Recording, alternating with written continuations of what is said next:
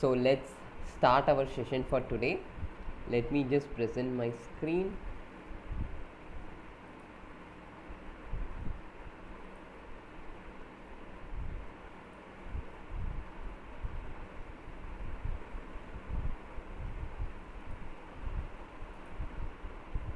Is my screen visible? Yes.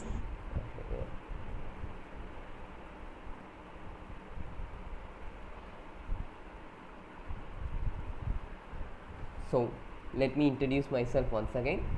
Welcome everyone. Welcome to the week 1 live interaction session for the course Colloids and Surfaces.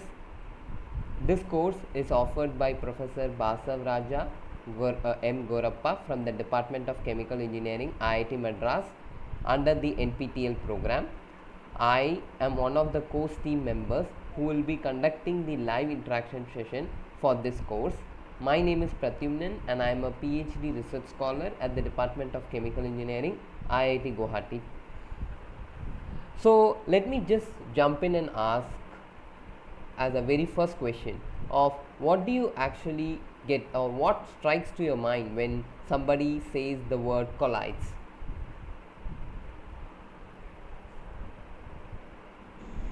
Something which has size of nanometer, between 1 nanometer to micrometer. Well, that is more often a definition. Like that is correct, but that's actually a definition. In general, if I ask you what is a collide, so what actually comes into your mind apart from that definition?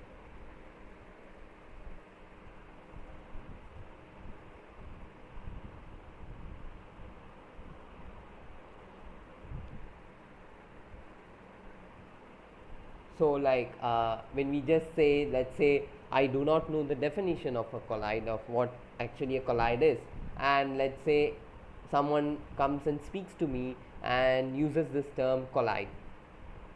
So probably the very first thing that would strike my mind is something that would be not something that is highly viscous, right? Like something that has a resistance to flow. So colloids are basically some kind of a mixture with a higher viscosity compared to the other solutions that you actually see. So as somebody rightly just said, colloids are nothing but they are actually defined as particles with at least one of its linear dimension within the size range of 1 micrometer to 1 nanometer, that is 10 power minus 6 meter to 10 power minus 9 meter. So if you see this definition of the colloid, as such evolved over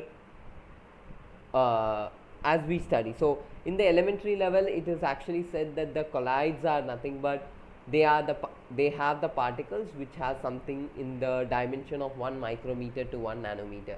But now the definition has been modified as we keep going, higher and higher in terms of our standards. So it's like even if one dimension of your particle, the linear dimension of your particle, is in this range of 1 micrometer to 1 nanometer, then also you can actually call these particles as colloids. So if you see here we have the FESEM, that is the field emission scanning electron microscopic image of silver nanoparticles and gold and TiO2 nanoparticles. So these are within the, so if you see this micrograph is of 100 nanometer, if you see it's in the top right corner. So if the scale bar is in the range of 100 nanometer, then each particles that you will be seeing in this image will be within the range of 100 nanometers, more than 1 nanometer. So they come under the classification of a colloid. Similarly, if you see this also, here it is 20 nanometer with many particles of titanium oxide, TiO2. So they also will be coming in within the size range of 1 to 20 nanometers. So you can classify these particles as colloids. So colloids as such is, if you see even in the course lecture it was described, it is nothing but it's a composition of two different phases. Like one is what you can see here, one we have our disperse phase and another one is the dispersion medium. So we have two components in a colloidal solution. Like every other solution as such, if you take, it has two, one is a solute and the solvent, right? So similarly here also in our colloidal system we have two components. The two components, one component is called disperse phase, another is called as the dispersion medium. So the dispersion medium will be some sort of like a continuous medium or like a solvent, and then the dispersed phase will be the particles that will be suspended or that will be dispersed in this continuous phase. This is somewhat more acts like a solute. So these two will be the main components, and here you can see, so usually these colloids can be processed. So if you remember the colloidal processing of ceramic material, that processing chart in the course, so over there also we discussed about how colloids can be processed, right? So that is what, so this is something like a jelly, the one that we get in the market, a food product. So these colloids can be processed to form jellies, and here if you see, this is nothing but this processing to form a hydrogel.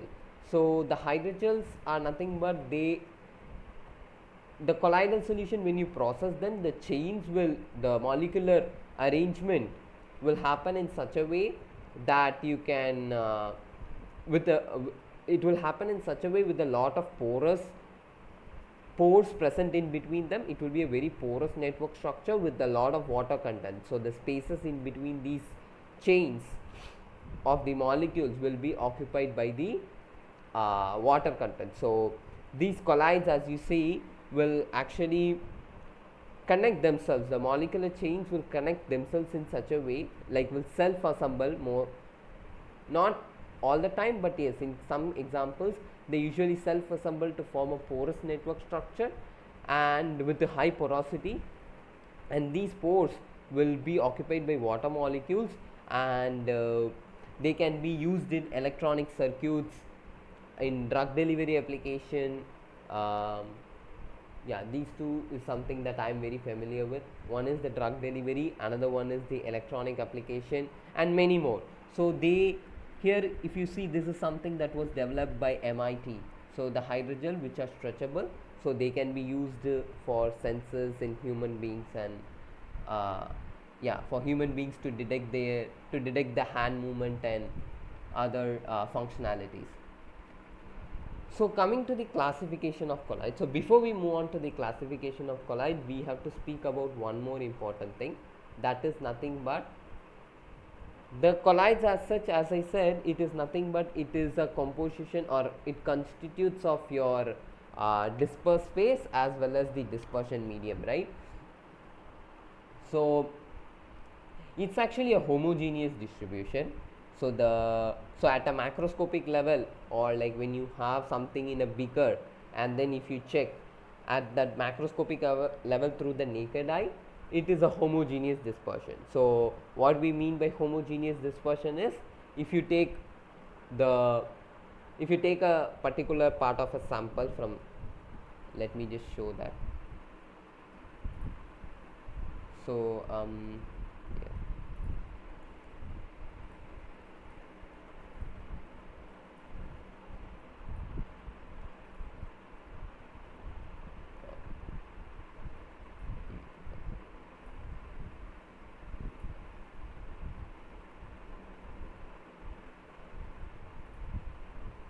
So let me just show this here.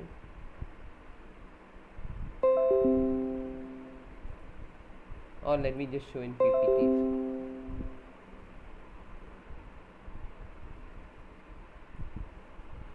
So okay, here. So if you, let's say for example, if you take a part of the solvent from here, let's say this box, let me shade it red, and let's say if I take a part of the solution from here. So if you see this both the, yeah, so here if you take these two samples, I mean, considering that the amount of volume of the sample that you take out of your solution is the same, then you can see that the number of particles, that is the number of dispersed phase that is present in the continuous phase or the dispersion medium, will remain the same. So that is what actually is the meaning of a homogeneous dispersion.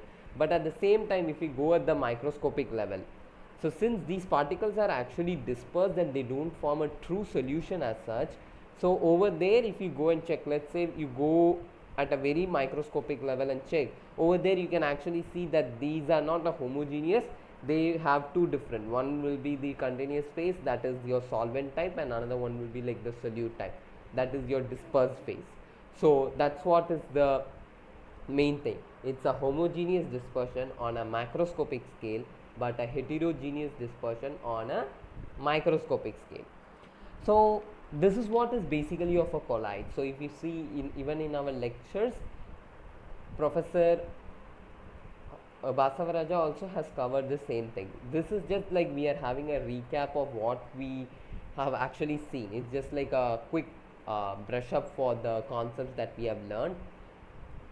So all these are already explained in the lecture, but also at the same time he has also given a lot more examples, if you remember, about the liposomes, about the different type of drug carriers. Also he has discussed about the virus particles, how they are also the examples of the colloid, and he has also shown the microscopic graph of a lotus leaf, and then has explained how that if you remember that protrusions helps to clean the structure. So these are all the examples and the application of the colloidal structures, that are like how we can exploit these colloidal structure for our own benefit. So you there are a lot more examples. If you just Google and if you just start reading the literature about the colloids, you will be getting a lot more examples on the different type of colloids and how they are used in different fields.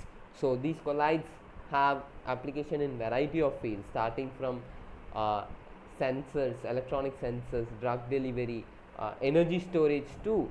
We have this application of the colloidal chemistry, and many other material processing industries also use this colloidal chemistry. So this is one of the interesting topics to study. So yes, obviously the examples are huge, and you're always welcome to go through what are the different applications that these colloids can be used for. So coming to the classification of the colloids, so when you come for the classification of the colloids, we have three different types. One is basically on the type of dispersion that you have here, and another one is the nature of interaction and particles of the dispersed phase. So if you see here, here we have our dispersed phase, dispersion medium, and then the type of the collide. So, uh, Uh, Sorry, I'm not able to see the screen like oh, oh, okay, okay. presentation. Is it visible now?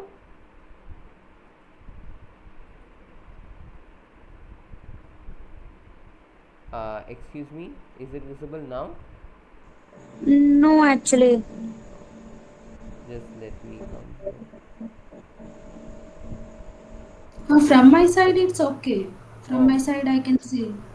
okay. Can you do one thing? I mean, the person who raised this, like cannot see. Can you just, what do you say? Log out and then come in to the call, because one. I'll try. Yeah, yeah, Yeah. yeah, yeah. You can just try that once. So yeah, let's just wait for 1 minute, like just a few seconds for them to join back. Before that, if you have any questions of what we have discussed till now, you are welcome to ask.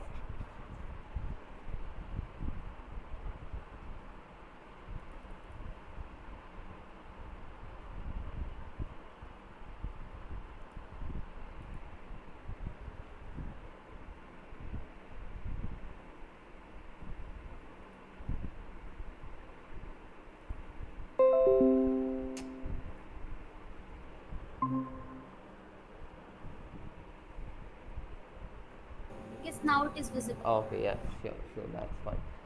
So yeah, where were we? Yeah, so we are talking about the classification of colloids. So as such, you have three different type of classification.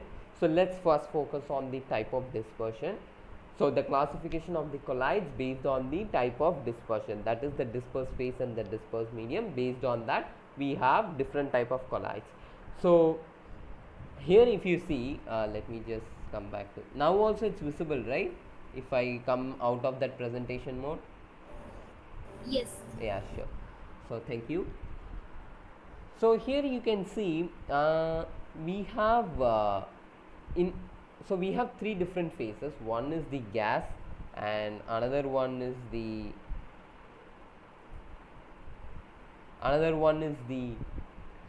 solid, liquid, as well as the gas. These are the three phases, right?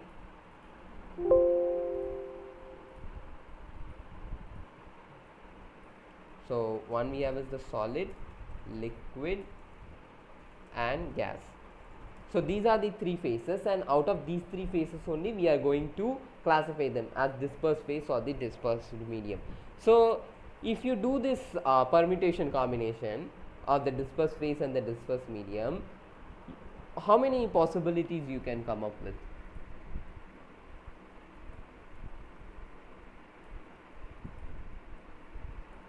So one thing is, let me just write it down. So one thing is solid solid, and next one is solid liquid. Another thing is solid gas. Then we will have the liquid. Then we have liquid solid, and liquid gas, gas solid, gas liquid, and did I leave anything? Mm, yes, only, yeah, okay, gas. But if you see here, when so these are the possible permutations, right, of if you have three different type of phases, solid, liquid, and the gas. If you do the as I said, permutation combination, you will be totally getting 9 such pairs. But if you observe in the table or in any place, what we actually see is that we have only 8. So can you just say me which one is actually missing from this table? Yes. And so if something is missing, there should be a particular reason, right? So why that gas is actually missing?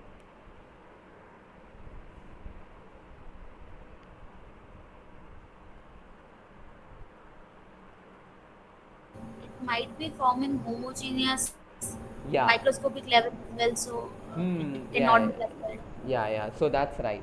So in gas and gas, what happens is that both of them are gas molecules, so they will have much higher diffusivity. So when you mix two gases, they will be having such a higher diffusivity that they will actually start, they will actually be miscible with each other, and they will form true solution. That is, they will not be just homogeneous at the macroscopic level, but they will also become homogeneous at the microscopic level as well.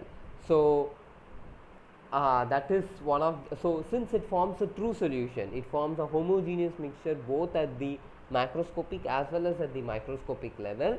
We do not classify the gas and the gas as a part of the uh, colloidal system. They don't come under the colloidal uh, classification as such. So here so that is one of the reason why, that is the reason why gas and gas is not included within this table. So if you see any literature, any place, any textbook, gas and gas will not be there. So this is the reason. So now we have liquid gas, I mean the dispersion medium here, dispersed phase here. So now it becomes our responsibility, it's like an exercise we are going to do.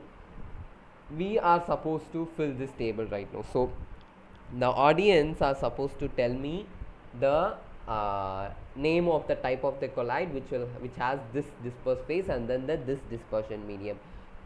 So this exercise is primarily because you should actually remember the type of the colloid, and then at least a minimum of one example, because if you see the course, you can see that in the practice assignment, the very first question, they have asked you to give examples of the different types of colloids, right? Like what is, so example of an aerosol, foam, and many more. So this, let us take this as an exercise for practicing the name of the colloid. So first we have the dispersion medium or the continuous phase as gas, and in that the dispersed phase is liquid. So what is this type of colloid called?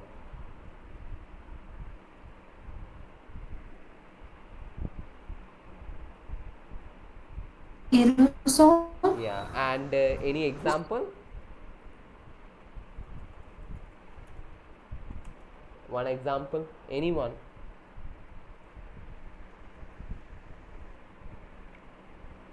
Smoke and Nah, not smoke. Smoke is like in that smoke, you will have solid particles actually. So that will be in the next one. Solid and gas. This is liquid and gas. Fog? Yeah, fog. True. So fog, if you see that the fog during the winter season, especially in the north part of the country, it will be that the liquid water droplets will be dispersed in the air. So that is one type of type of a colloid, and also it's your different kind of aerosol sprays that is available. So that is also one more example. And what about this solid and gas? Solid is the dispersed phase, dispersion medium is the gas.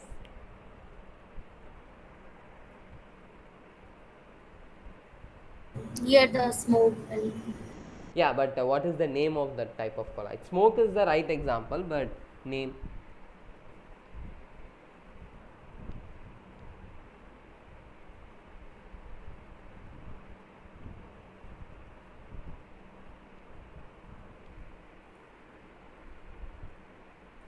So that also will be called as aerosol only. It is that the top one will be, if you want to be more specific in naming, you can call it as a liquid aerosol and this one as a solid aerosol. But as per the textbook, we always mention these names as aerosol only. So as somebody rightly said, the example could be smoke, and another example could be this soot particles, that when you burn the candle, that dark carbon particles that actually come up with the flame, that also is one of the example of solid aerosol or aerosol as such. So the next one is the Liquid is the dispersion medium and gas is the dispersed phase.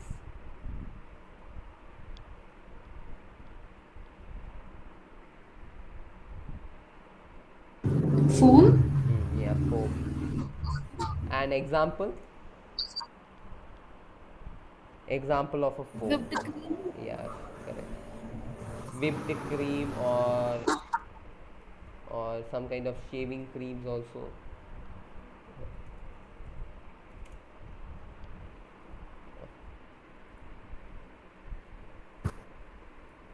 And then the next one is liquid in liquid. Liquid is emulsion. Example maybe milk. Yeah, milk, or you can also say this cream, or this mayonnaise sauce that is, that people usually serve with this pizzas and stuff. So mayonnaise. Now, solid is the dispersed phase and liquid is the dispersion medium.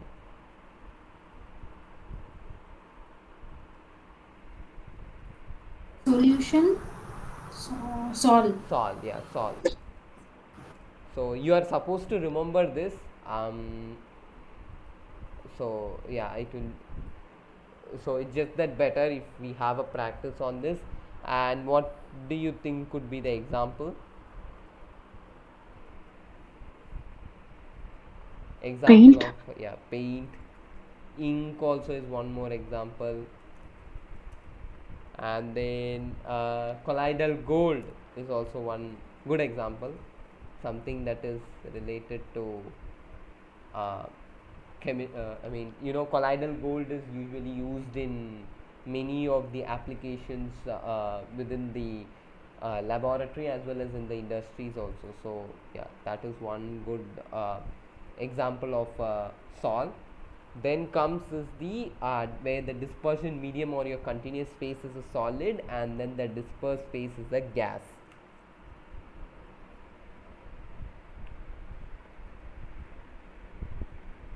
So what is the name? So the dispersion medium is a solid, but the dispersed phase is a gas.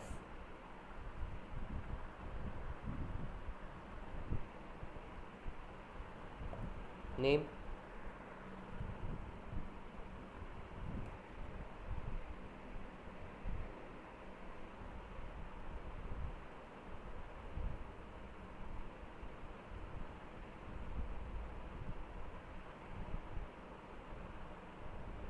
Hello?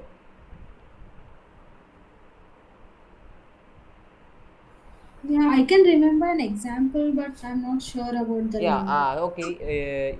Can you tell me the example? Some thermocol. Thermocol, you can say because Like something like foam thermocol, what we are using yeah, for yeah, yeah. packing. So the name is solid foam. So like here, the if your dispersion medium is a liquid and then the dispersed phase is a gas, you call it as a foam. And if you have a solid and then the dispersed phase is a gas, you call it as a solid foam. And then the one example that was told also was right, but a more good example one will be the pumice stone. Then liquid in solid, that is your liquid is the dispersed phase and then the solid is the dispersion medium.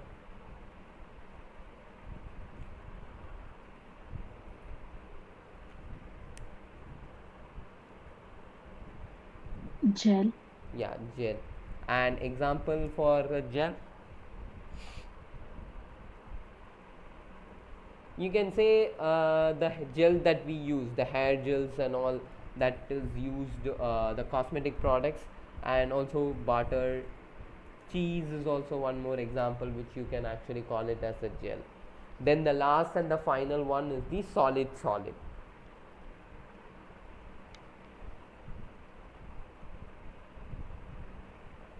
Oh, sorry.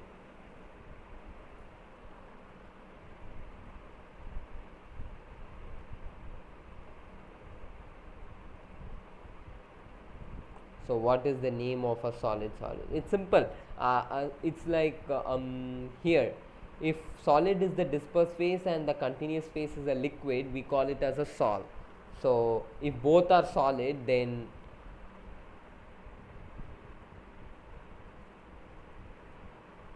Solid salt. yeah, solid sol. So it's just like you can remember this way because you have 8 different kind of what do you say, combinations. So sometimes it might be a bit turn out to be tricky, like confusing. So you can just have some sort of like you know clue or like some kind of trick to remember these. And what could be the example of solid sol? It's just like two different solid mixed together. Any example that you can remember of solid sol?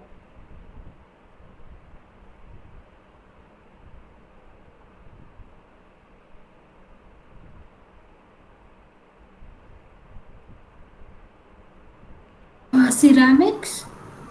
Well, ceramic is like it just it ceramics can, it's not like a mixture of two things. It's like it's actually, it is in its pure form only. It's like we make the ceramics, so it's not like a composition of two different it's not something that is like dispersed within a medium or something. But yes, alloys are good example, because if you know amalgam, alloy of mercury with some other element, alloys are nothing but solid mixtures only. So they are a one good example. Pearls is one more good example. So these two. So ceramics is like we prepare the ceramic in its pure form. So it's not like yes, it has multiple elements within them, but calling them as a colloid, I am not exactly very sure whether you can call a ceramic as a colloid or not. So this is the classification of your colloids based on the type of dispersion. So yes, yeah. So you can have a look at it. I mean, this PPT will be anyway present for you um, in the recording sheet, which would be available after the session gets over. So as I said previously, it is always better if you can remember the type of the colloid as well as one example for each one of them. So yeah, so this is over, and I hope it's clear, and if you have any doubt, then please ask me.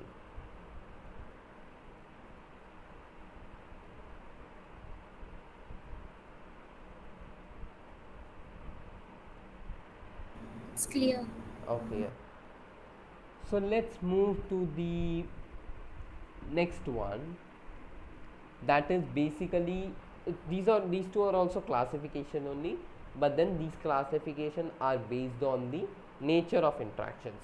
So nature of interaction, as we speak about, it is nothing but it's the interaction between the dispersed phase as well as your dispersion medium.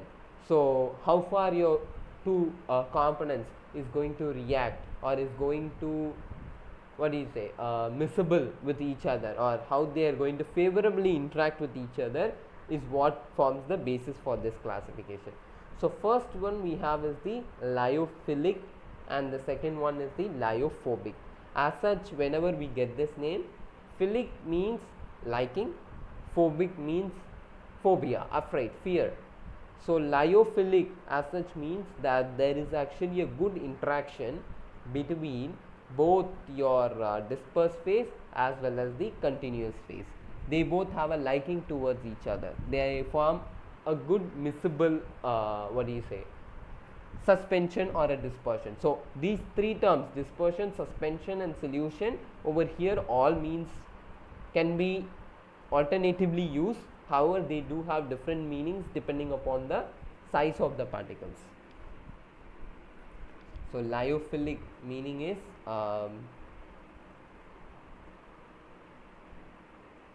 favorable interaction between disperse phase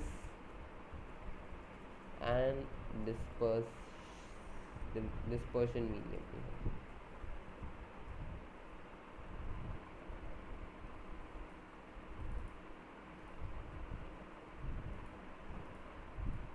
And whereas the lyophobic means they repel each other, like they don't like each other, they are afraid of each other. So here not not favorable interaction between the disperse phase and dispersion medium.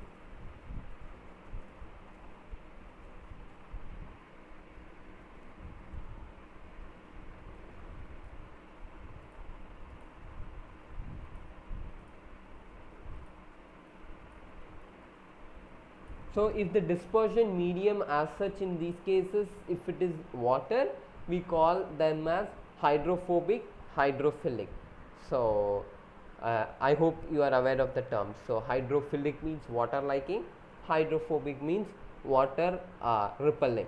So one good example for a hydrophobic surface or a super hydrophobic surface is you can say lotus leaf. So over there, if you put any droplets of water, they will not get absorbed, they will just simply stay on the surface of the leaf. So they are called super hydrophobic. It's because they remain on the surface without getting absorbed or without, yeah. So that is one kind of something called as a super hydrophobic surface. It will be something like this, and then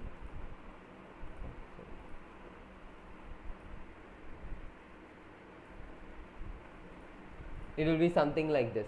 So this will be the surface and this will be the droplet. It will just remain on the surface without getting absorbed, it will just stick to that surface. So these are something called as the super hydrophobic surface. So coming back to this colloid, so this interaction as we talk about can be manipulated. So this formation of lyophilic or lyophobic colloid can be changed, can be reversibly changed, it can be reversed depending upon the type of the disperse phase as well as the dispersion medium. If you take for example the example that is given in the course, that is the pure carbon nanotubes, as such if you put it in water, it will be a lyophobic colloid.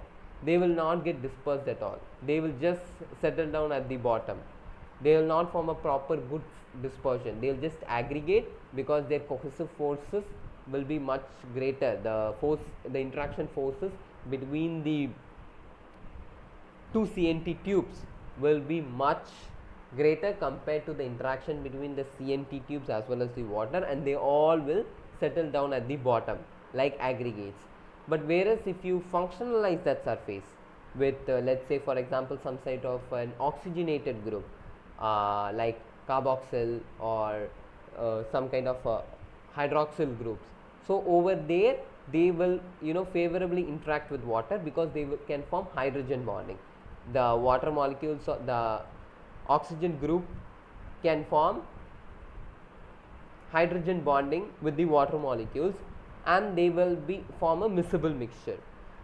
But whereas in case of a non-functionalized one, since it's very hydrophobic, it will settle down. So this is one way of manipulating, that is you change the surface functionalization or you functionalize the surface and then you make it miscible in water. So this is one, or make it miscible in that particular solvent. This is one method. The another method is change the solvent as such, the continuous medium. So one particular thing with this carbon nanotube is they never dissolve, like they never disperse or form miscible solution in only water. But if you take for example acetone, they are properly, like they are completely miscible miscible in acetone solution. So this is how you can actually manipulate, because the interaction between the acetone and carbon nanotube, pure carbon nanotube, is more favorable compared to that of carbon nanotube as well as the water. So in case of acetone, they will form a miscible solution, whereas in case of water, they will actually settle down. This is something that happens in case of polymer solutions also. So as such, if you know polymers are nothing but long chain of macromolecules, right? So whenever one particular monomer, when they just keep on getting repeated, what you obtain is called as the polymer. So polymers, what happens is, if you put in different type of solvent, they behave differently. So if you put it in certain kind of solvent where the interaction between the monomer and monomer, so two monomer interaction, if it is greater than the monomer and solvent interactions, let me just go to one, yeah, here.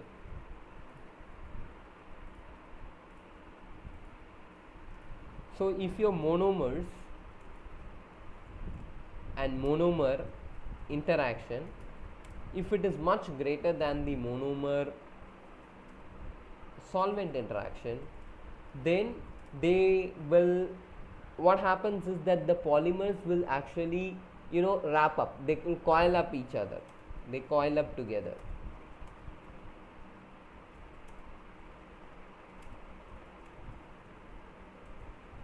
They will coil up and settle and form aggregates.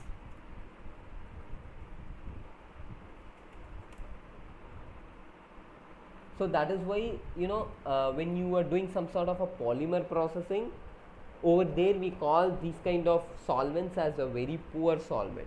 So because they actually tend to aggregate the substances, they aggregate the polymer chain. So that will make sure that the processing, if you want to, like, majority of the plastic product that you see are nothing but they are actually processed out of some polymer solution.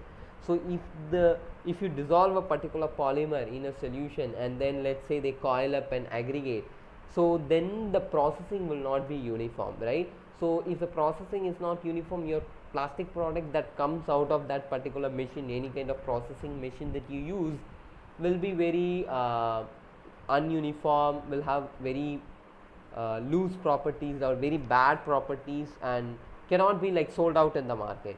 So we specifically in the processing or in some sort of polymer based industry, whenever a monomer or polymer as such does not dissolve or does not form miscible properly and they coil up each other, we call them as the poor solvent. And then another one is nothing but is the monomer interactions, which is basically less than your monomer solvent interaction. So here they are completely miscible with each other, because the monomer solvent and the solvent interacts very properly compared to the monomer interaction. So here they are miscible, or you can say they are properly dispersed. So we call these kind of solvent as good solvents. So depending upon the solvent also, this interactions will change and we can use it to our advantage. So both functionalization of the surface, that is your dispersed phase, as well as the dispersion medium decides the nature of interactions, whether they are going to be lyo or philic or phobic. So this is one of the example that is something related to polymer systems. So this is just an example to show how the solvent plays a critical role in determining the type of interactions, as like the example that is in the literature, where it shows about how the surface interaction actually plays a determining, surface functionalization plays a determining role in deciding the type of interaction. So yeah, this is about lyophilic colloid and lyophobic colloid. So if you have, I hope this is clear, but in case if anyone has any doubts, then they're welcome to open raise their query.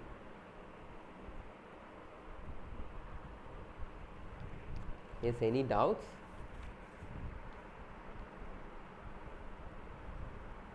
You can see about this example of CNT in many of the literature, because in all these literature, they some of them they use CNTs in acetone, like they disperse that pure CNTs in acetone and then they sonicate.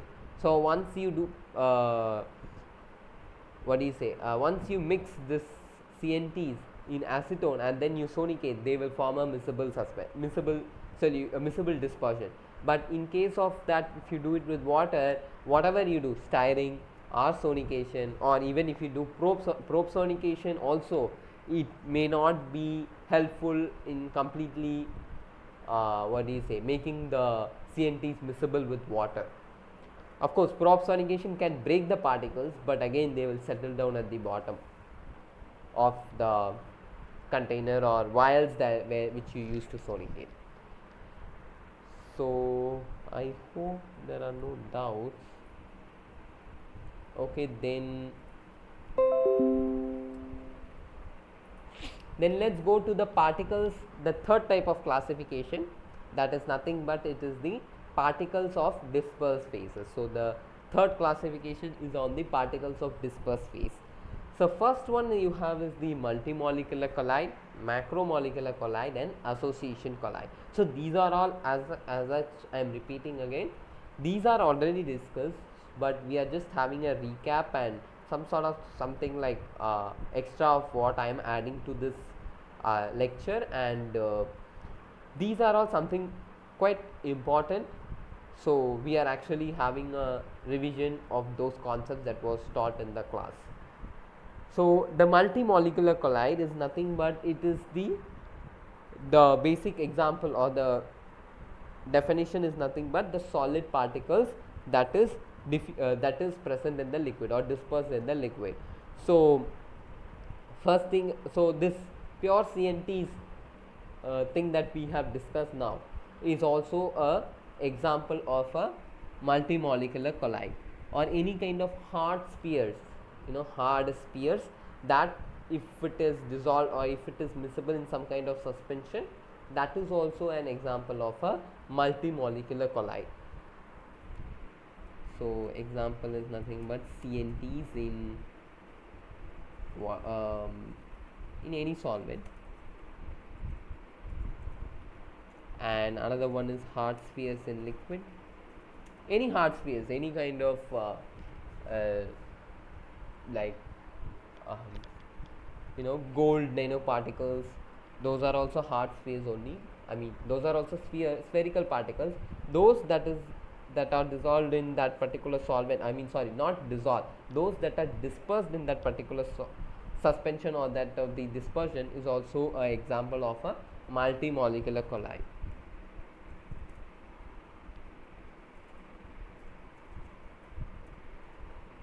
Next one is the macromolecular colloid. So as such, the name itself says macromolecule. So as I said now, polymers are nothing but they are the chain of macromolecules. I mean, chain of they are the long chain of macromolecules, or to be most clear, polymers are nothing but they are macromolecules. They are nothing but they are made up of chain of monomers. Monomers is the single unit which is actually repeated to form that macromolecule.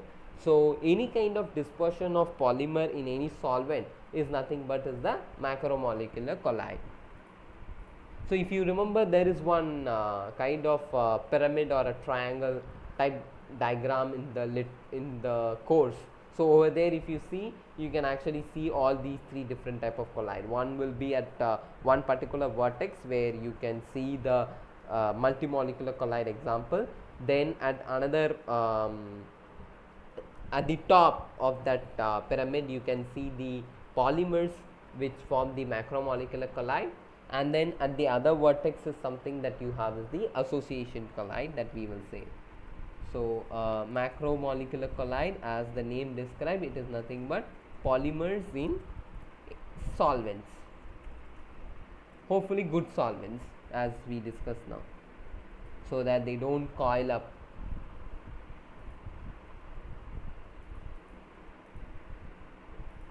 And the third one what we have is called as the association colloid. So they associate, so they actually like what do you say, the dispersed phase, they associate each other, they just come, they just get attracted to each other. So that is the best example is nothing but is the surfactants. So the surfactant molecule as such has a hydrophobic tail and a hydrophilic head. So the hydrophilic head will be towards the water side and hydrophobic tail will be towards the other end. And when you add more amount of this concentration of the surfactants, these tail all will get aggregated towards each other because they'll attract each other. So surfactant molecules are one of the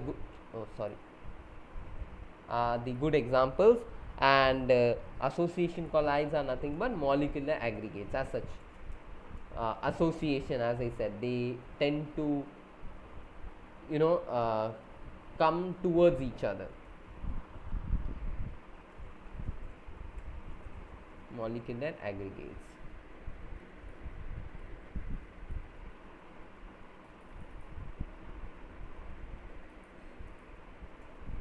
So these are the three different type of colloids that you can three types of classification of the colloids. First one is the type of dispersion. This is the primary, basic and the most important one, which we are learning since, if I am not wrong, elementary level, like from the 9th standard. And then we have one type of one type of classification based on the nature of interaction, where we discuss about lyophilic and lyophobic. Then the third one is based on the dispersed phase. You have the multimolecular colloid, macromolecular colloid and association colloid. So association colloid is nothing but it's kind of that aggregation that you observe in the when you put the surfactants in the water, you can actually see this kind of aggregation of the surfactant molecules. So yes, so then if I hope in case if you have any doubts, then please let me know, or we can move to the stability of the colloids.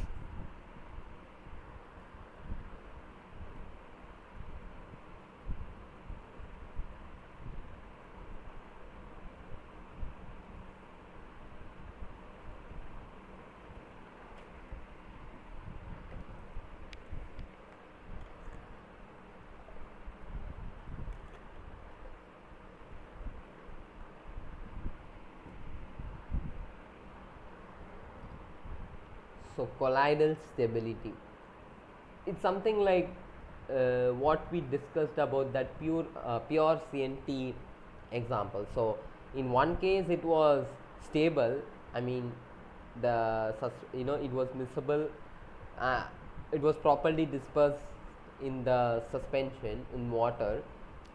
But if you see in the other case where the pure CNT, they were just getting deposited. So if something is getting aggregated and deposited, you cannot call that as a stable colloid as such, because they are tending to aggregate. The interactions may not be that favorable for forming a stable colloid. But whereas in case of, if you see that functionalized CNTs, they are properly dispersed. So that is a example of a stable colloid. Similarly is what with the example that we saw about polymers. So in case of that particular solvent, poor solvent, they form aggregates and then they coil up each other, so they don't form stable suspension. Whereas if you see in case of good solvent, they are readily dispersed within that solvent, so that is something more stable compared to the one that you see in case of the poor solvent. So that is what is something about the stability of the colloids, whether they have the tendency to aggregate in the solution or not. So if they have the tendency to aggregate and settle down, they are called as unstable. If they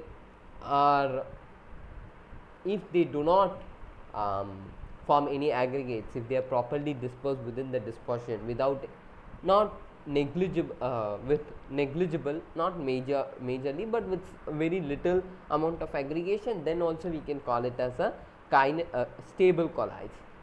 So this is about the kinetic stability, that is with respect to energy barriers. So the delta EC, delta EC is nothing but the energy barrier against the coagulation. So EC, so it's the delta EC is nothing but energy barrier. Let me move this figure towards the left.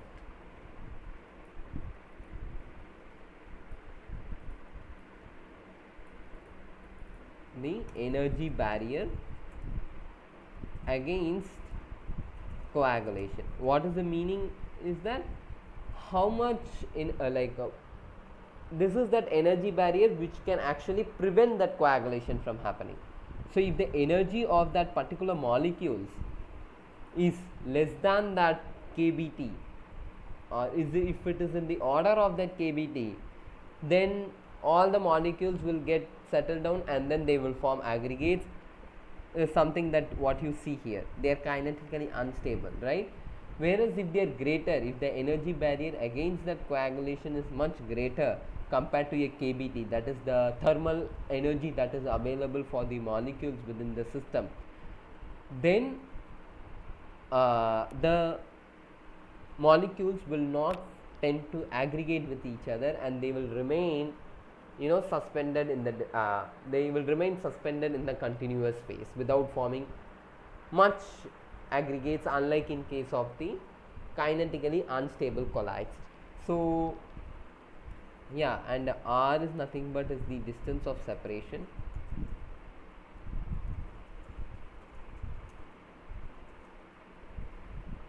Distance of separation between the two molecules. So this thing, but however there is one particular thing to this. This stability can actually, this stability as such, you see, it can actually be tuned. So it can be manipulated as such based on the temperature as well as the addition of external energy to the system. So what does this actually means is, sometimes they might form the colloidal solution only in case if it is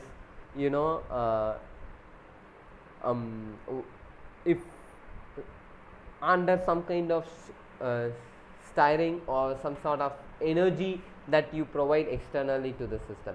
This is specifically in case of processing of these colloids. So sometimes you actually require what do you say,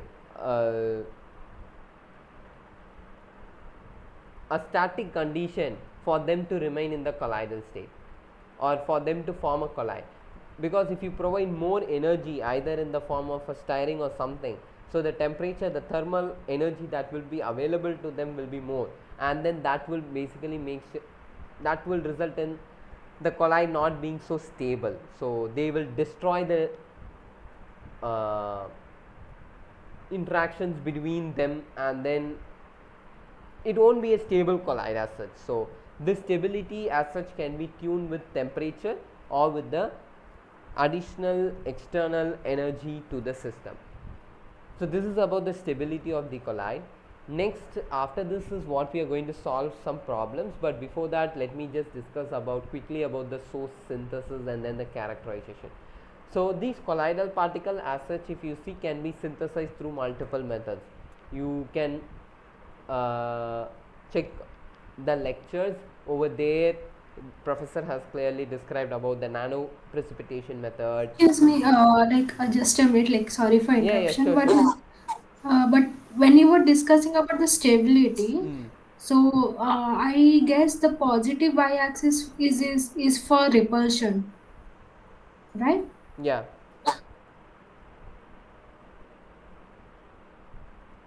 So if repulsion barrier is more, how come it can be stable? No, it's about that.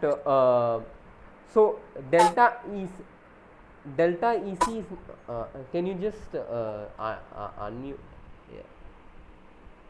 So the delta EC is nothing but is the energy barrier against your coagulation. So if you have more energy against that coagulation, so whatever, if that energy is much greater than in terms of that kBt, so what will happen is that they won't be able to aggregate, right? So if they are unable to aggregate, then they will remain suspended within that solution.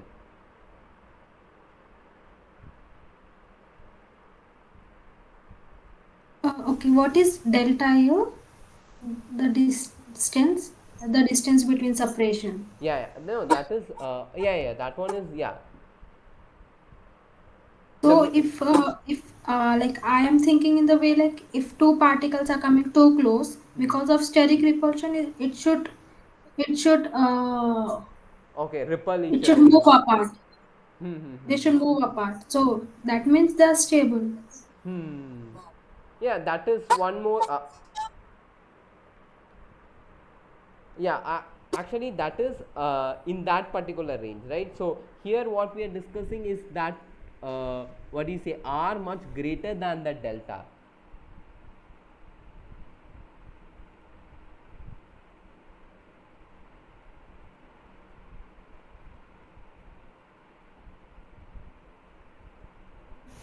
Okay, let me think. Yeah. Yeah, okay.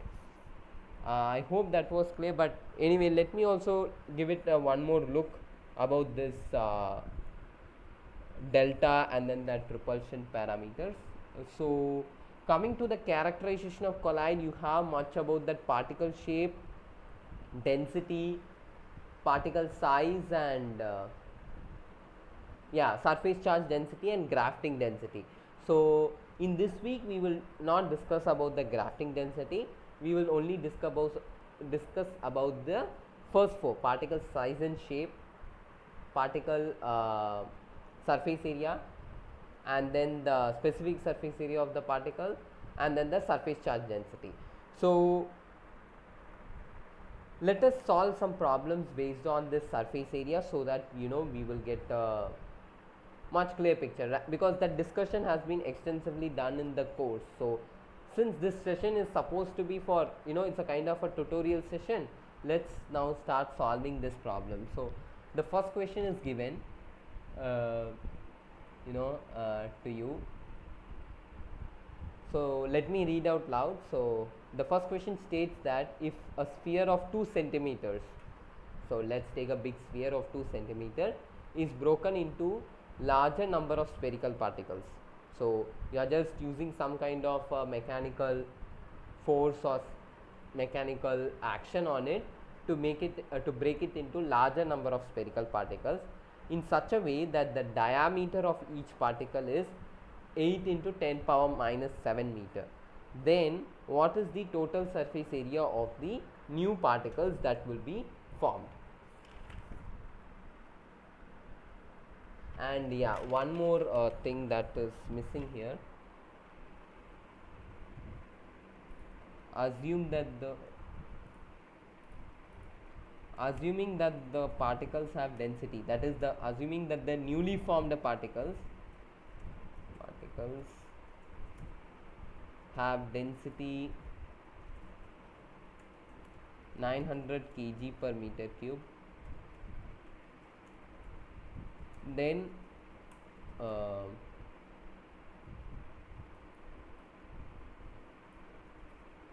then calculate the specific surface area.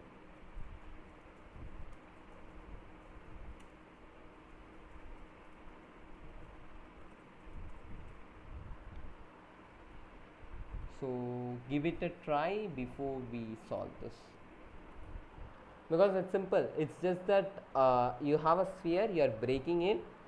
After breaking, you form many particles. Each particle is having a diameter of 8 into 10 power minus 7. This 2 centimeter is the diameter, a sphere of diameter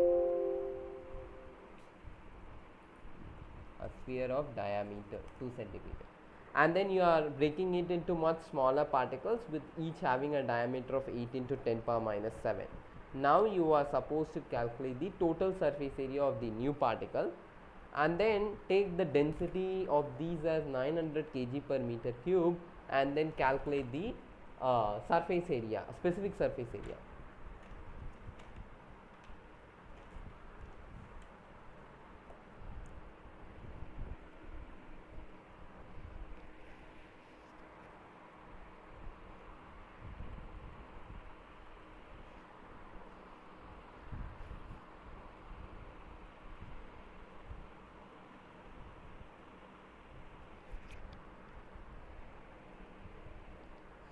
So any ideas on how to uh, proceed with the steps?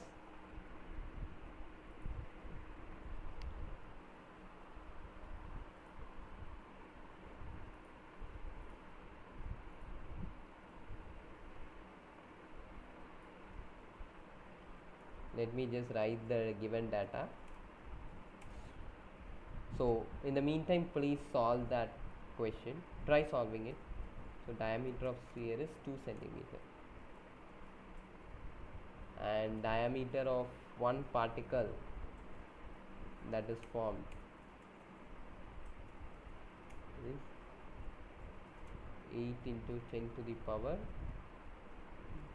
minus 7 centimeter. So how do you proceed? Any idea on how to go about? It's very simple.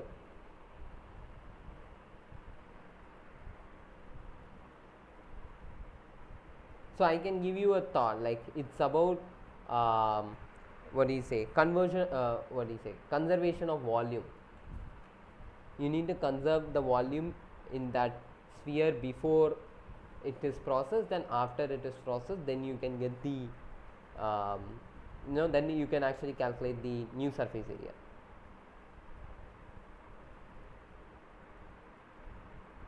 I think first we need to find the number of particles. Yes. Uh, So how do then you so how will you do that? so volume of a sphere, like initial sphere, equal to number into hmm. So let volume me of new sphere. yeah, so let me take that number as n, and this is volume of new sphere. So volume of the sphere is formula is pi by 6 d cube, right? So let me write it as 3.14, that is pi d. D is nothing but 2 centimeter. So let me write it in terms of meter, so for convenience, 2 into 10 to the power minus 2, the whole cube, right? Or let me give it as 0.02.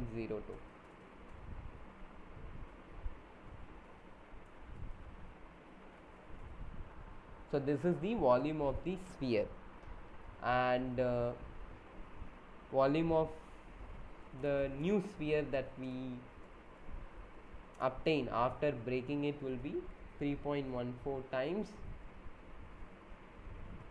8 into 10 to the power minus 7, the whole cube, into n. Let me put this n at the front. So if you solve for this, I mean if you use this equation 1, and then if you solve, what is the value of n?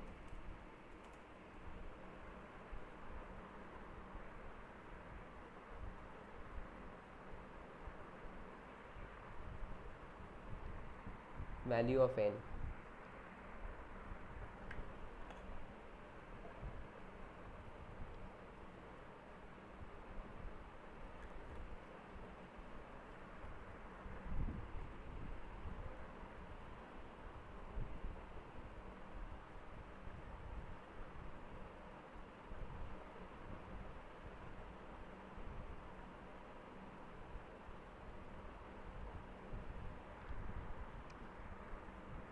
So let me also take my calculator here.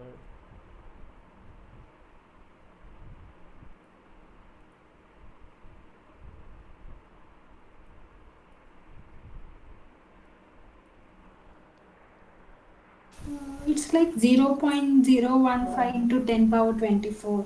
So like we can consider it to be 10 power 24, I guess. Are you sure that the value was that high?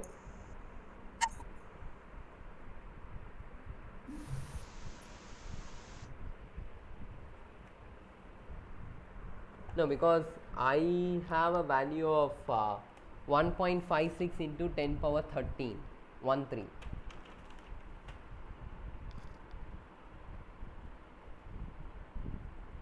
So actually this is nothing but it is uh, 2 into 10 to the power minus 2 divided by 8 into, sorry, power minus 7, the whole cube, right? So n will be nothing but 2 into 10 to the power minus 2 divided by 8 into 10 to the power minus 7 will be 10 power 5 by 4.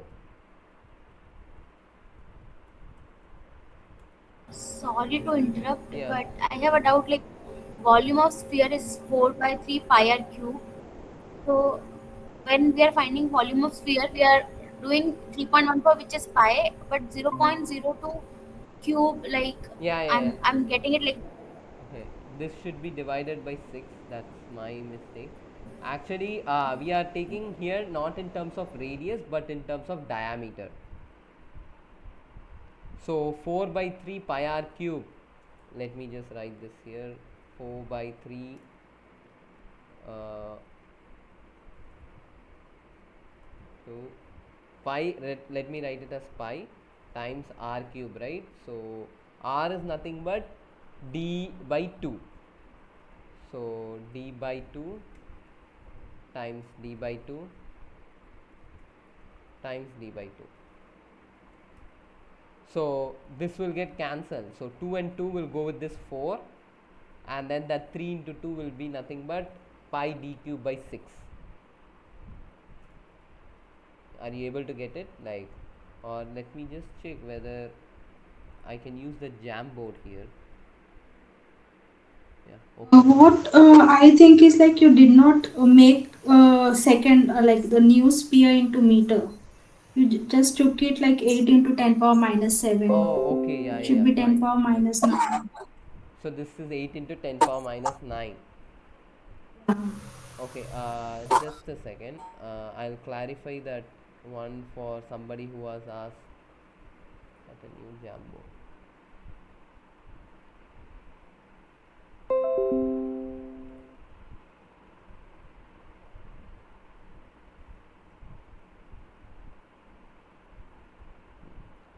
So here if you see 4 by 3 pi r cube, right? So 4 by 3 pi r, we are writing it as d by 2. So that will be d cube by 2 cube. So that will be 8.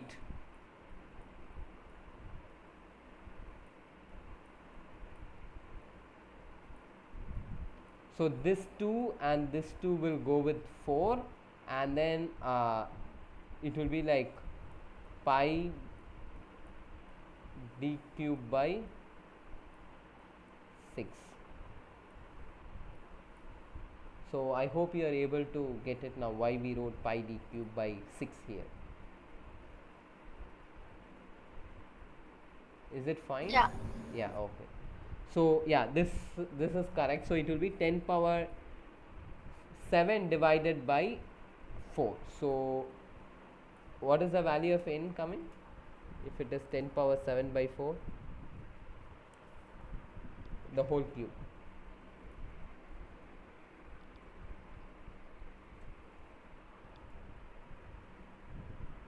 So let me also calculate here. Power 7 divided by 4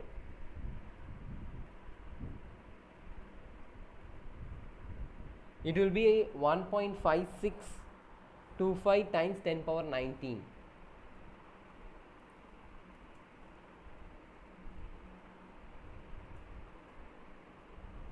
Is it what everyone is getting? Yes, sir. Okay. Yes, sir. Yeah. So this is the number of particles that will be formed after breaking. So now you have to calculate the total surface area of the new particle. So here you need to multiply that value of n also.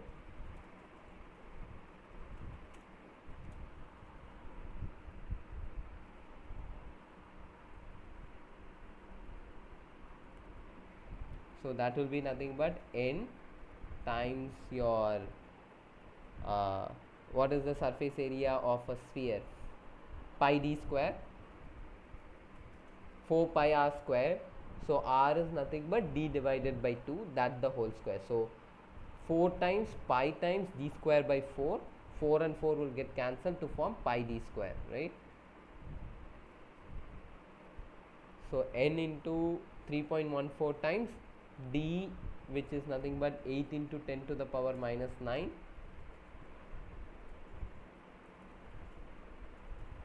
the whole square. So what is the value?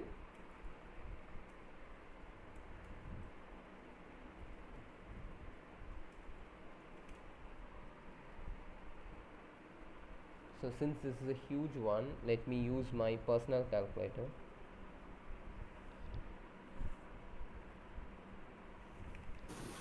It's 3134.976. 3134. Yeah, let me just check.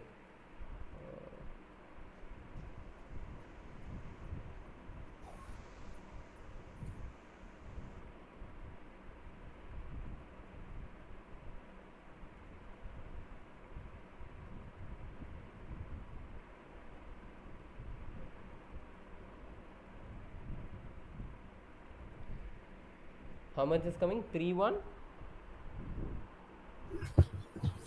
3134.976. Yeah, meter square, right? So this is the total surface area of the new particle. Now we are asked to calculate the specific surface area. So what is the formula for specific surface area? Because this is the true place where we are supposed to actually start. This is just, that was just a kind of what do you say, practice. What is the formula for specific surface area? It's surface area divided by mass. Yeah, so surface area divided by mass. But here we do not have mass, right? Yeah, but we have density, so So let's mass that by will be volume. 6 by rho dp. So rho is nothing but your density times your diameter of the particle, dp. So I think this you can calculate on your own. So let me just move to next question.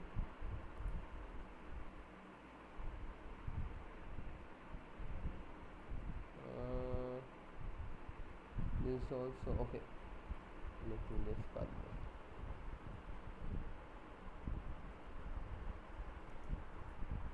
So this is also one more question. I just made a modification so that it's not like the previous one. It's very similar model. It's like, it states that a colloidal dispersion is there, and then instead of always thinking it's a spherical particle, we are taking here it as a cube shaped particle, and it has a size of 5 micrometers, and this undergoes a processing which results in a spherical particle. So here we are taking a cube and then we are converting that to a sphere. Now calculate the specific surface area of the particle. So this is very similar. So let me also start solving as you keep doing the solving process. It's exactly the same procedure that we will be following, only for practice purpose, same model twice. So what is the volume of a cube? Formula?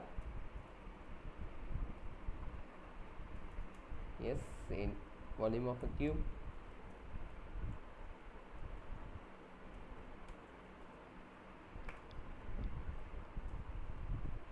it's a cube, right? So side is 5 micrometers, so 5 micrometer cube.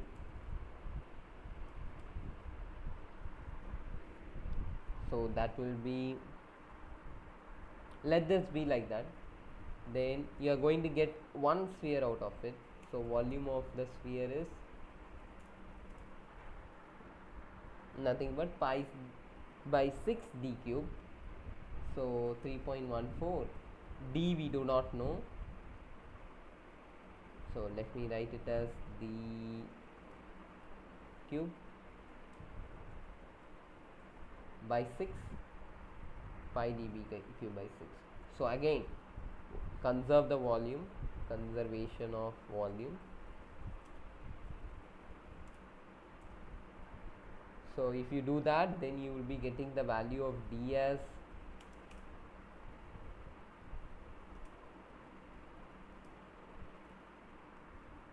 nothing but 6.2 I got. yeah, 6.2 micrometers, right? Yeah. So you can also calculate the specific surface area.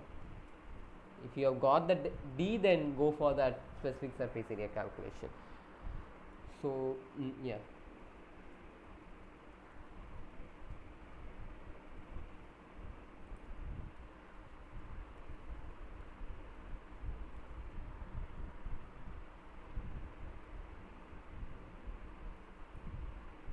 Entire divided by, let me do this step by step.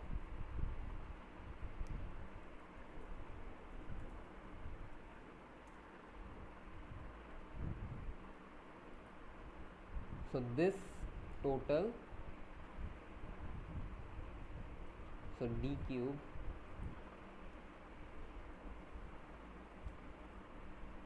actually I am writing this with that 3 and all, with that power sign, but when I will be uploading this lecture or this PPT in the recording sheet which you will receive, which the link that you will be receiving, over there this all will be in the proper notation form, like to the power, because since in PPT it is actually difficult to do that, I mean it is a bit of a time consuming. I am doing it here like this,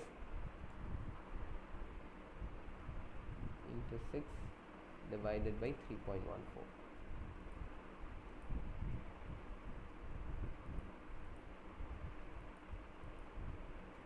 So d cube value will be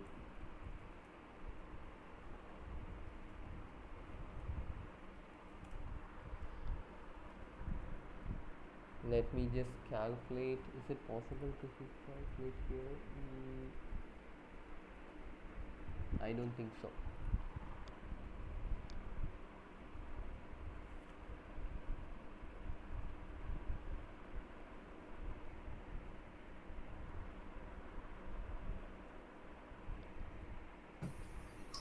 Is it 6666.66 meter cube per kg?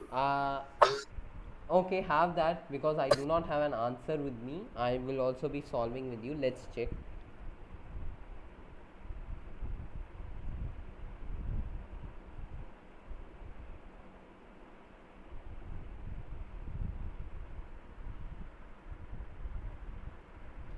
So d cube will be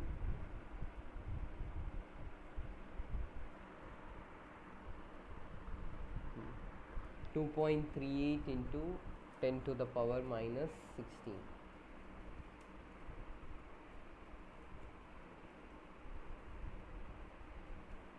So d will be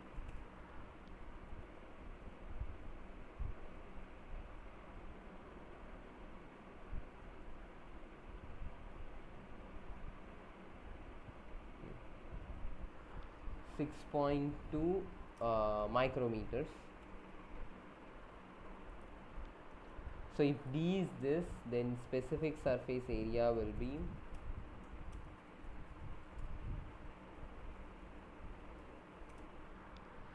again the same thing, area of the particle divided by mass of the particle, but since the mass is not given, whereas we have given density, so you can do, and the final formula will be 6 times density, that is 900 times dp, so 6.2 times 10 power minus 6.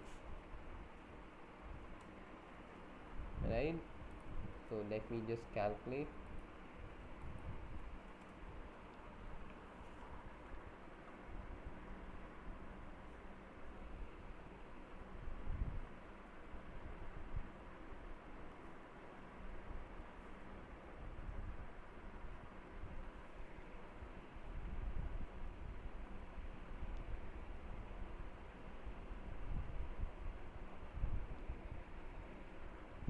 That would be 6 divided by 0.00558.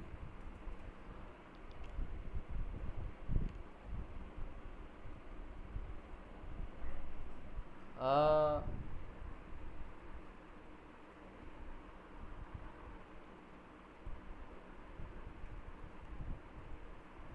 what answer did you get exactly? Actually, I tried with two methods. Like I took surface area by mass. Then I got a different answer compared to 6 by rho dp. What was the, like, can you tell the both the answers? This one is like 6 by rho dp is Hmm, hmm. 1074.5. Hmm, hmm, hmm. Other one is like when I took pi d square divided by rho v, Okay. then I got like 6666.66. Rho VP. Hmm. Okay, what did you take the area as? Pi d square 4 pi r square, right? Okay, so that is pi d square. That divided by your density will remain same, and volume is pi d. You took volume as pi d cube by 6, right? Yes, yes. Then I mean, value should be the same. But I'm not getting the same.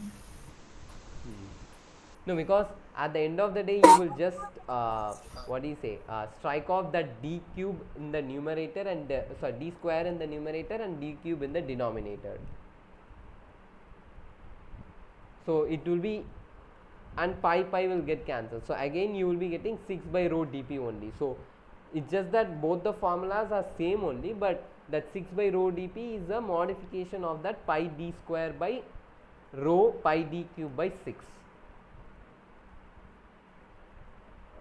I think somewhere some calculation.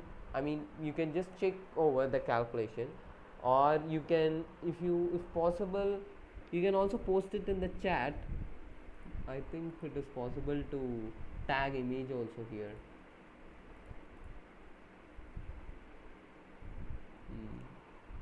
Because both the values should be same. It's at the end of the day, it's just that you are going to simplify that formula into 6 by rho dp. Yeah, let me check my calculations. I'll Yeah, let you know. sure. And what is the units of specific surface area? Meter cube by kg. Meter square by kg. Oh, sorry. Yeah. Yeah. So this is the specific surface area of the system that you are, solving for. So this is how that specific surface area calculation goes on. And please check once at your calculation and do let me know, like, if there is any you know if everything is correct, then we need to check, or if there is some calculation error, then okay, then that's fine. So but both the formulas as such is nothing but is a simplification, so it should be the same.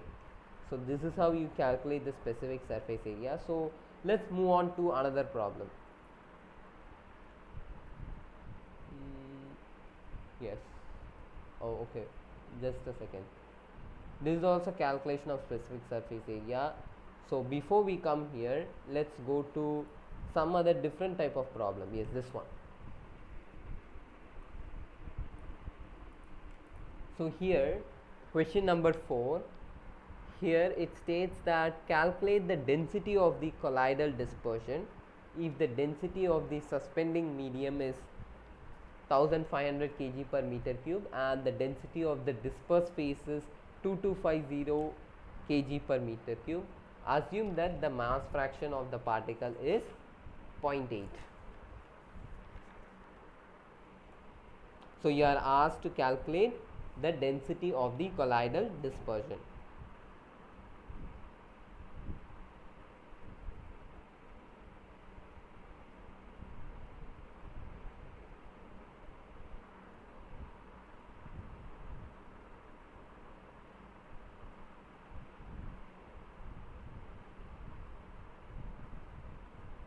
Just a second. This suspending medium, you take it as 2250, and the dispersed phase you take it as 1500. So then it won't be a negative.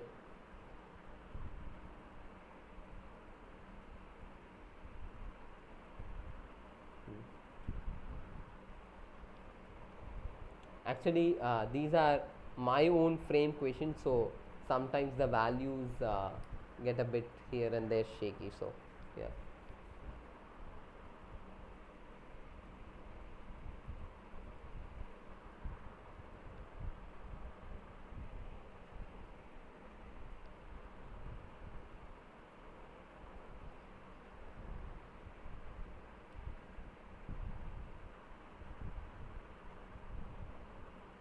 And assume that the mixing over here is the ideal mixing. So if it's a non-ideal, then you cannot actually relate the mass of the dispersion as nothing but mass of the phase plus mass of the suspension. So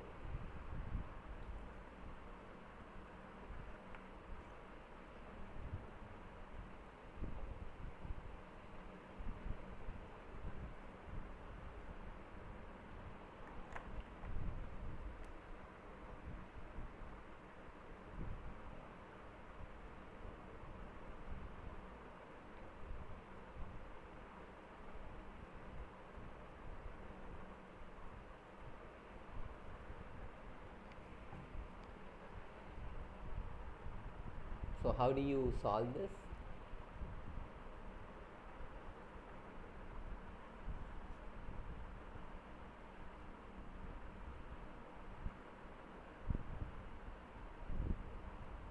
In class we were taught one formula like for calculating it. So it was 1 by rho d is equals to 1 Yeah. by rho p minus 1 by rho s into x plus 1 by rho s. Yeah, it's 1 by rho p minus 1 by rho s x plus 1 by rho s.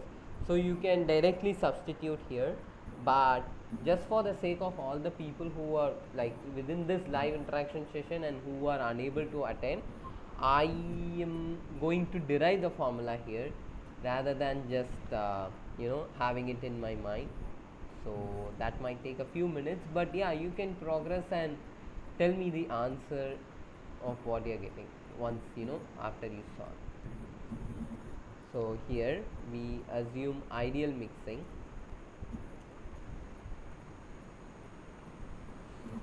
So assuming ideal mixing, you can get the MD is nothing but it's equal to MP plus MS. So MD is nothing but mass of the dispersion, MP is nothing but the mass of the dispersed phase, and MS is nothing but the mass of the dispersion medium. And since we have assumed the ideal mixing also, we can write VD equals to VP plus Vs. Now to this equation number 2, let's take this as equation 2. We divide this with MD. So VD by MD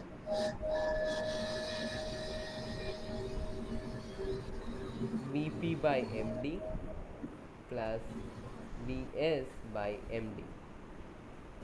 So here we are nothing but we are just dividing the entire equation 2 by MD, and then we just do a little bit of manipulation.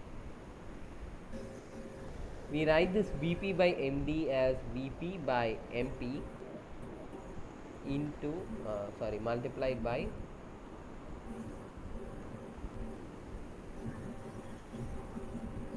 MP by MD. So it remains the same, and then here it is Vs by MS multiplied by ms by md. So we can write, so Vd by Md is nothing but 1 by rho d. So rho d is density of dispersion, which is nothing but mass of the dispersion divided by the volume of dispersion. Here what we have, this term is nothing but is the reciprocal of that.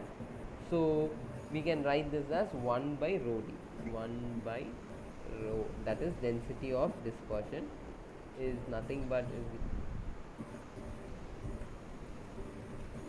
is nothing but Vp by Mp is same 1 by rho p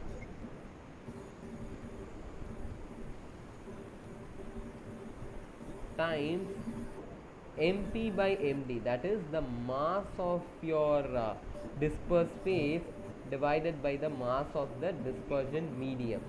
So that is nothing but is, we can give a new term that is called x. X is nothing but the mass fraction of the particle in the dispersed phase plus Bs by Ms, that is 1 by rho s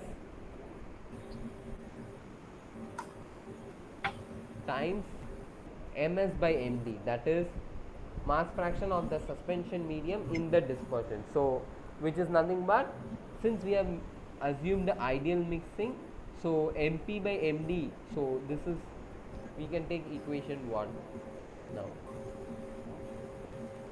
So if you divide this entire by Md, if you divide our entire equation by Md, take equation 1 and divide by Md.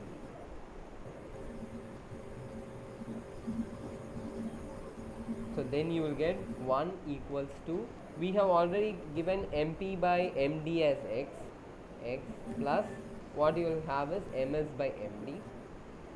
So which means that Ms by Md is nothing but 1 minus x. So you can substitute this here, 1 minus x. So if you now just rearrange, let me just put one x aside.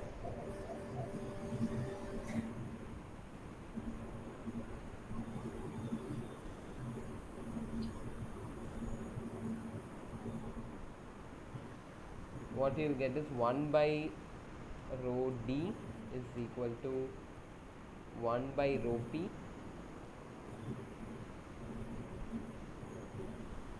minus 1 by rho s times x, that is mass fraction of the particle, divided by plus 1 by rho s.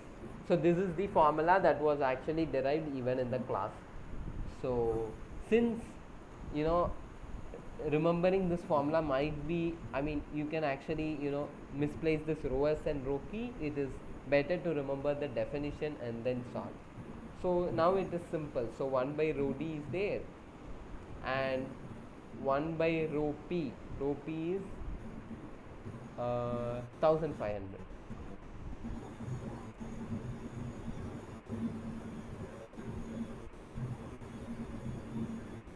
minus 1 by rho s, that is 2250, right, times your mass fraction of the particle, that is 0.8 plus again 1 by rho s, that is 2250. So if you solve for this, then you will be getting, let me use this,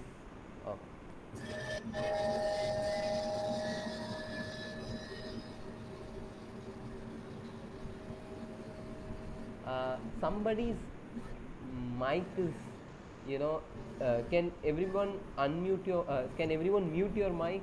Somebody's mic is in unmute. Yeah, thank you so much. So this is nothing but 2250, so that is 750 divided by 1500 times 2250 times 0.8 plus 1 divided 2250. So this will be 2, so this is 2, that is 4500. So 0.8 by 4500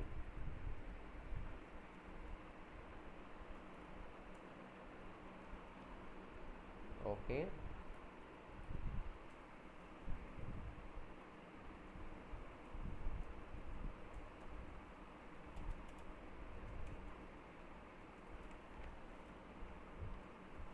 Power minus 4 plus 1 divided by 2250.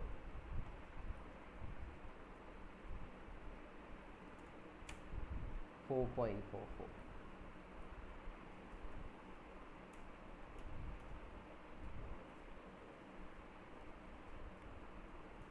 So what will be the value of rho d? No. It's nothing but oh, It is 1608. okay. Let me also check once. Oh, okay. Leave it. I'll just check in my personal calculator here. So 1.77 plus 4.44, 6.21. So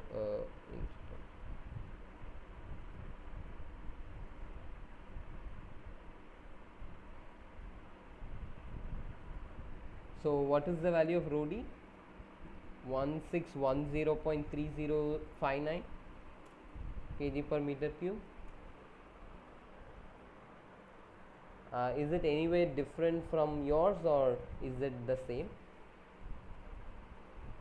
Just a bit different. Like I'm getting 1607.14. Yeah, that's fine. I guess probably that's because of the decimal. So I mean, if you take it to a larger decimal, I think you will be getting the same. Any other very peculiar different answer?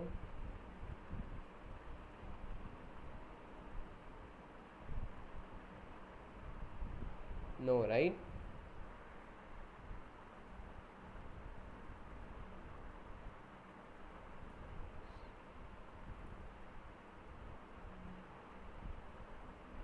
If not, then we can go to the next question. I hope this is clear. So this is also one of the models of type of question that can come. The specific surface area, the density. Sorry, this what is that called? Yeah, density of the dispersion, and then calculating the total surface area of the particle. So these are some of the questions that can come in the exam. So if there are no more, if there are no any anomaly with that question, let's move to this question. So here it is written that consider a spherical particle of 9 micrometer diameter. These particles are functionalized with functional group having a base charge of 2, like they have like 2 minus or 2 plus charge with them. If the number of functional group per particle is 4 into 10 power 5, calculate the surface charge density. So how do you go with this question?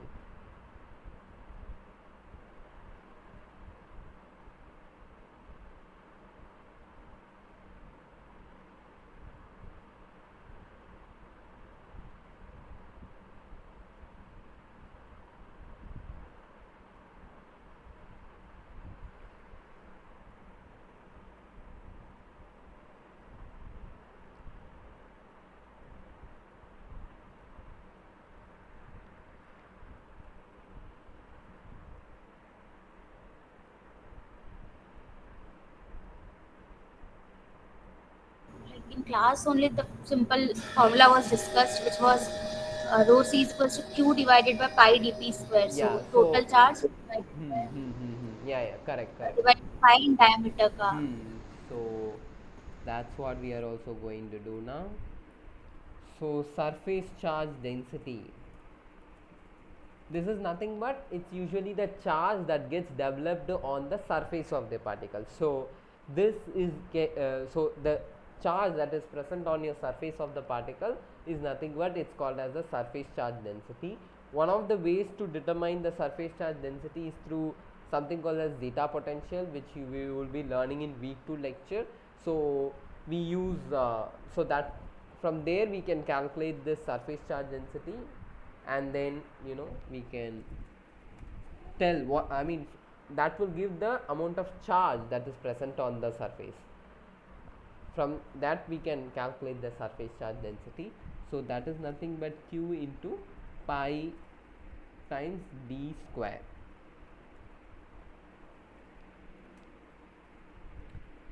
So what is the value of q? Q is nothing but the total charge.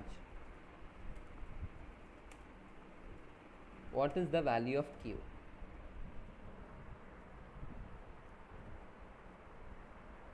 If you know this, then then the rest is just the mathematics. What is the charge? Or how do you calculate the charge? I think 2 multiplied by 4 into 10 to the 5. Like there are 10 to the 5 molecules of functional group, and one functional group has charge of 2. So if we multiply it by that, we can get the total charge. Is it just 4 into 10 to the power 5 into 2, or does it also have something else?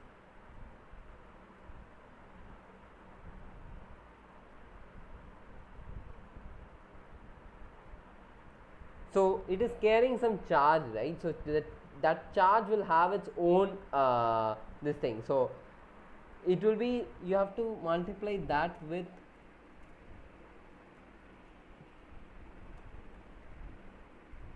2. This is because there are 2, the base charge is 2 times 1.6 into 10 to the power minus 19. This factor has to be multiplied, or otherwise your results will be contradictory. So then rest is simple. It's just that the area of the particle you have to calculate. Can you explain why 1.6 into 10 to the Because minus it's 19?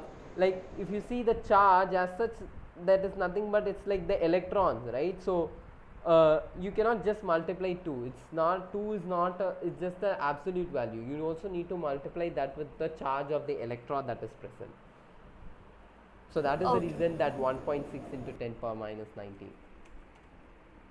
So this will be 3.4 into 9 into 0.9 into 10 to the power minus 6 the whole square.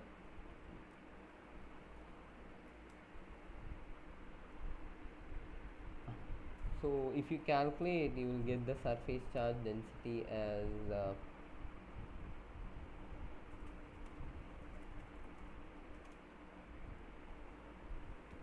4 into 10 to the power 5. Let me just calculate the numerator.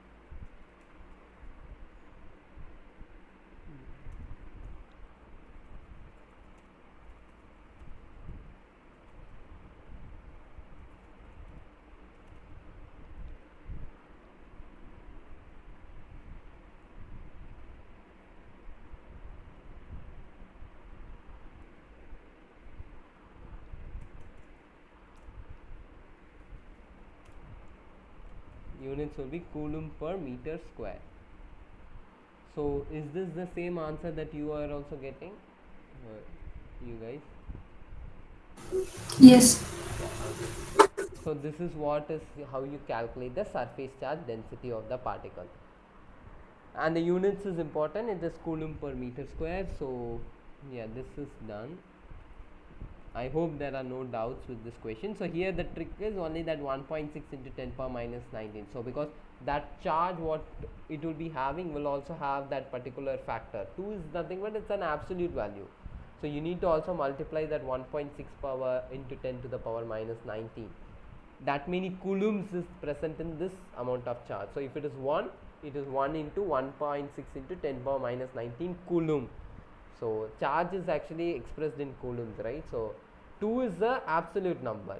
So since the charge is expressed in terms of coulombs, you also need to multiply that with 1.6 into 10 to the power minus 19. So here we have another one very simple question which you can actually take it, we can finish it off, like since there's only one that is left out. So it is written that the mass of the colloidal solution is calculated to be 300 grams and the particles are suspended in a dispersion of density wait a minute, this will be, the particles are of density 200 kg per meter cube. This is the particle density and this is the mass of the particle. So if the volume of the dispersion is 10 liters, that is the volume of the dispersion, they are asking you to calculate the volume fraction of the particles in that colloidal dispersion. So that is nothing but volume fraction is volume of the particles dispersed to the volume of dispersion, right? So volume of dispersion is given in is 10 liters.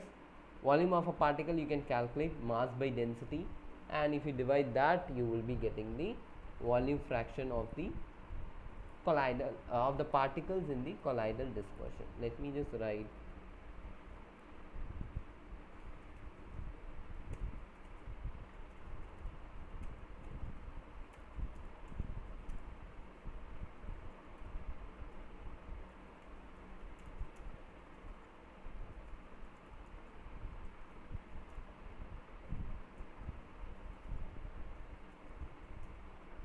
So mass of the particles,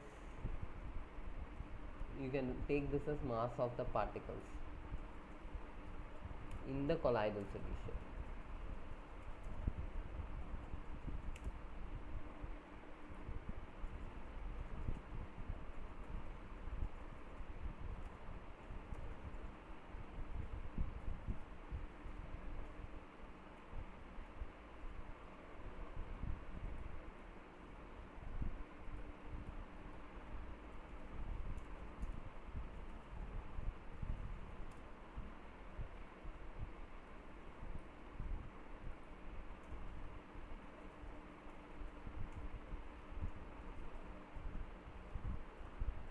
So here just a bit be careful with the units.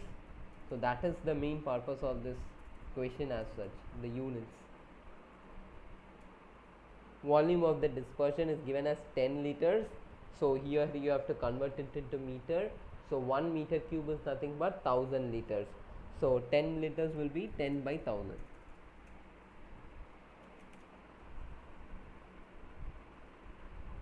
So this will be 0.3 times 1000 divided by 20,000. So that is nothing but 0.3 divided by 20. So 3 by 200. 3 by 2 is 1.5. 1.5 into 10 to the power minus 2. So 0.015. Is it right? Volume fraction is 0.015.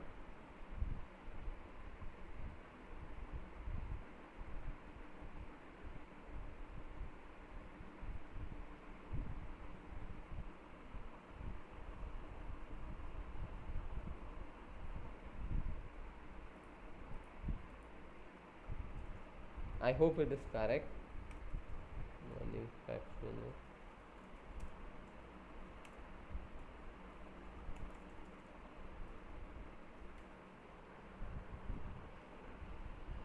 So this is the question. So we also, I plan for 2 more, but again those are like, it's just that you use the same formula, like this 1 by rho p, 1 by rho d equals 1 by rho p minus rho s plus times x plus 1 by rho s, but you just need to calculate the other parameter.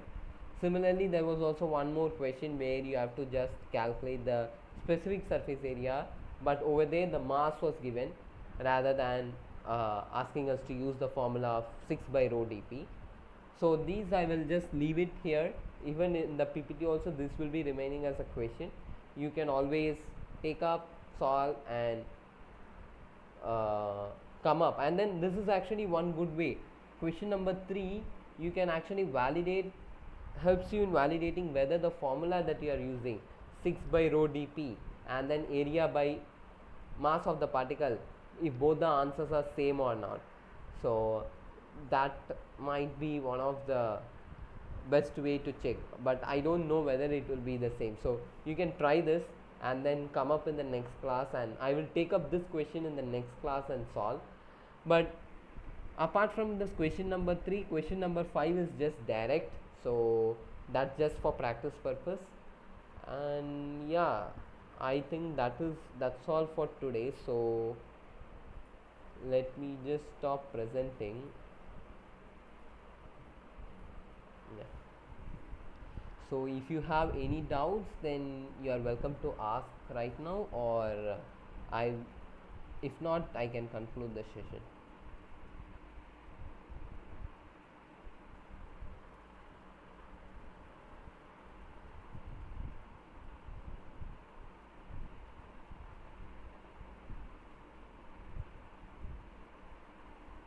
So I hope there are no doubts.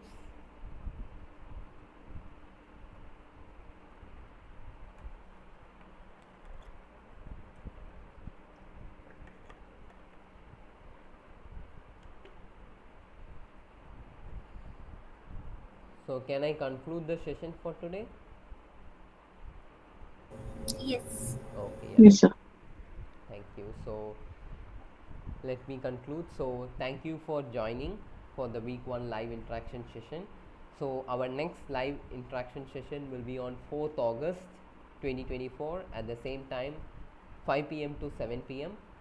I thank Professor Basavaraja for giving me this opportunity, also the NPTEL team for giving me this opportunity to interact with you all this Sunday afternoon. So these the recording for this live interaction session along with the PPT will be available to you very soon, probably within a day or two. And in case if you have any doubt, you are always welcome to post your questions in the Q&A section. If you see in the NPTEL course page, you can see the Q&A section. So over there you can post your questions, and somebody or the other from the course team member will be replying to you very soon. And yeah, so if there are no doubts, then let's meet next week at the same time. Till then, bye. Thank you, sir. Yeah, thank you. Thank you. Yeah, thank you.